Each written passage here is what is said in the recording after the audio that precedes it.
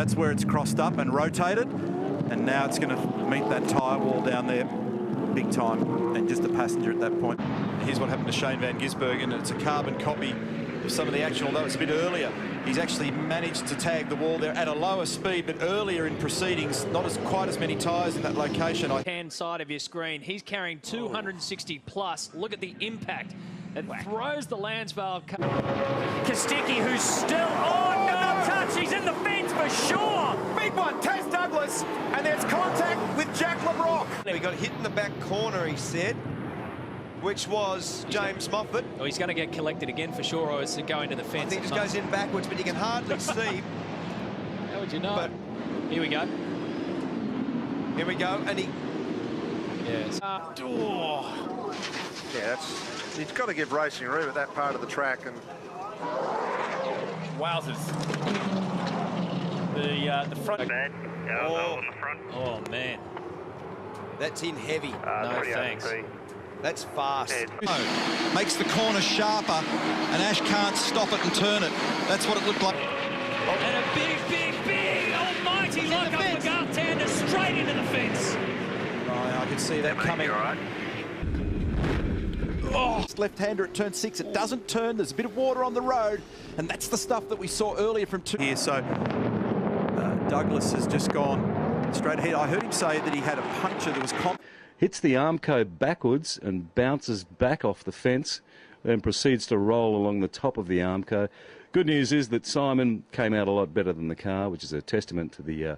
Straight up the hill to turn 6. It's a big brake lock up from Jason Gomersall. It's still going on and wait for the impact. Similar to what we saw with Golding's impact last year on lap 1 during the 500. And will the tyre wall that's 4 levels deep. Amazingly off. He's in the fence. He's in the fence. That's a huge crash.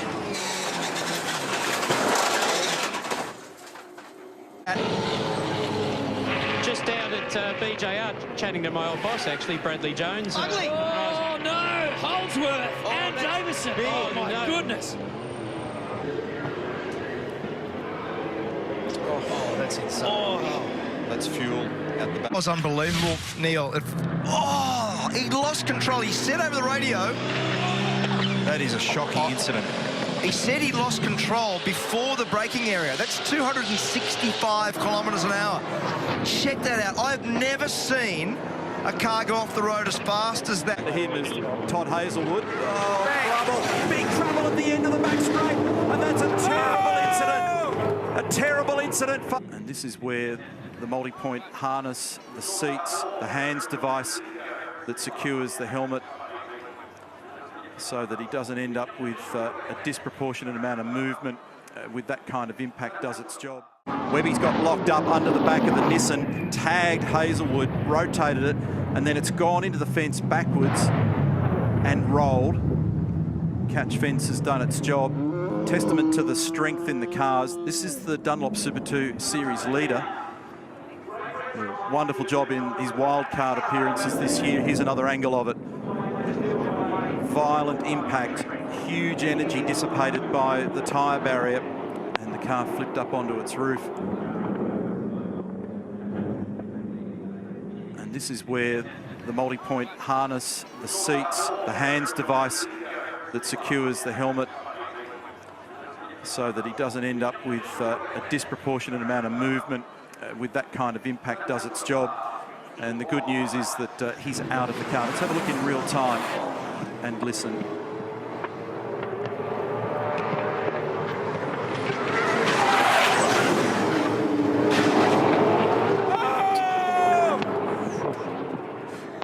And again, lucky that fuel cell's not in the back there either, Neil, in the next generation cars.